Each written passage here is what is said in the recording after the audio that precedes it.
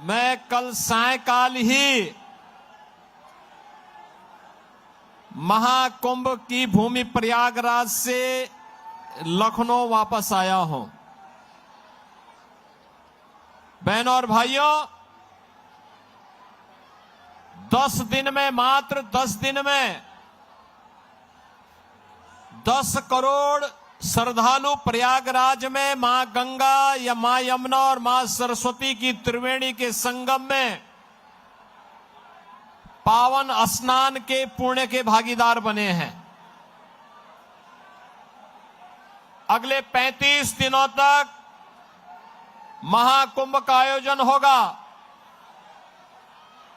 और इन 35 दिनों यानी 45 दिनों के महाकुंभ के इस आयोजन में बहनों और भाइयों 45 करोड़ श्रद्धालु प्रयागराज की धरती पर आकर के 144 वर्ष की महाकुंभ के सदी के इस आयोजन में भागीदार बनकर के एक भारत श्रेष्ठ भारत का दर्शन प्रयागराज की धरती उत्तर प्रदेश से करके जाएगा। आज जो एक चमत्कार उत्तर प्रदेश में देखने को मिल रहा है, इस चमत्कार के शिल्पी हैं भारत के यशस्वी प्रधानमंत्री श्री नरेंद्र मोदी जी। उनका नेतृत्व और उनका मार्गदर्शन उत्तर प्रदेश की विरासत को एक नई ऊंचाई तक पहुंचाने का काम कर रहा है। और बहनों और भाइयों, आज मैं आप सब दिल्ली वासियों से यही अपील करने के लिए आया हूं।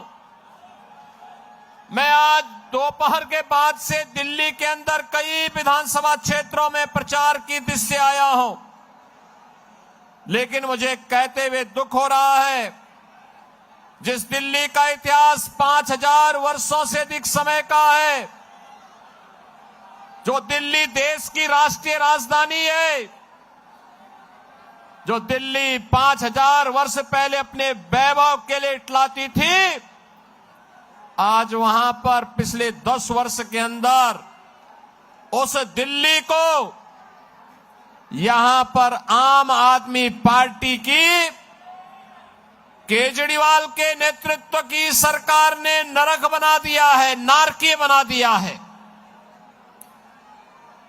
मैं देख करके भौचक था। मैं गाजियाबाद से बाई रोड दिल्ली में प्रवेश किया और बहनों और भाइयों, जैसे दिल्ली में प्रवेश किया, हाईवे को छोड़ करके साइड के मार्गों पर जैसे जाने का हुआ, मेरा वास्ता गड्ढों से पड़ा, सड़कों पर बहते हुए सीवर से पड़ा, गंदगी के ढेर से हुआ, बदबूदार सड़कों से हुआ और तंगहाल गलियों के साथ सामना करते करते मुझे जनकपुरी तक आने पे इतना समय हो पाया। अन्यथा बहनों और भाइयों, मैं 1 घंटे पहले ही आपके बीच में यहां पर पहुंच चुका होता। यानी पिछले 10 वर्ष के अंदर राष्ट्रीय राजधानी के अंदर निवास करने वाले 3 करोड़ लोगों को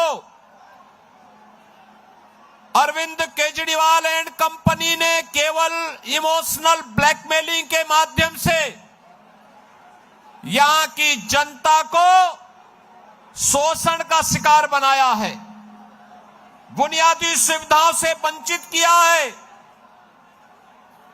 ये पता लगाना, जो दिल्ली सरकार के अधीन आने वाली सड़कें, उनके बारे में अंदाजा लगाना कि सड़क है या गड्ढा है, गड्ढे में सड़क है या सड़क में गड्ढा है, इसका अंदाजा नहीं लगाया जा सकता है। बहनों और भाइयों, दूसरी स्थिति गंदगी की है। जहां देखो गंदगी का ढेर लगा हुआ है, सड़कों पर सीवर बह रहा है और तुलना अरविंद केजरीवाल से उत्तर प्रदेश से कर रहे हैं। अरविंद केजरीवाल जी, उत्तर प्रदेश 25 करोड़ की आबादी का राज्य है। दंगा मुक्त राज्य है, एक सुरक्षित राज्य है, सुविधा संपन्न राज्य हो चुका है। उत्तर प्रदेश का परसेप्शन बदल चुका है। आज वह नए भारत की यात्रा में प्रधानमंत्री मोदी जी के विजन को आगे बढ़ाते हुए से मिशन मान करके तेजी के साथ विकास की नई प्रतिमान को स्थापित करते हुए आज उत्तर प्रदेश देश की बड़ी आर्थिक शक्ति के रूप में उभर रहा है। बहनों और भाइयों, आज उत्तर प्रदेश में देश के सबसे अच्छे एक्सप्रेसवे हैं, हाईवे हैं, रेलवे का नेटवर्क है, एयरपोर्ट्स हैं। सबसे अधिक सिटी में मेट्रो का संचालन उत्तर प्रदेश कर रहा है और अपनी विरासत पर भी गौरव की अनुभूति कर रहा है। प्रयागराज महाकुंभ की तो मैं चर्चा कर रहा था। मां गंगा का निर्मल और अविरल जल प्रयागराज में आने वाले श्रद्धालुओं को अभिभूत कर रहा है।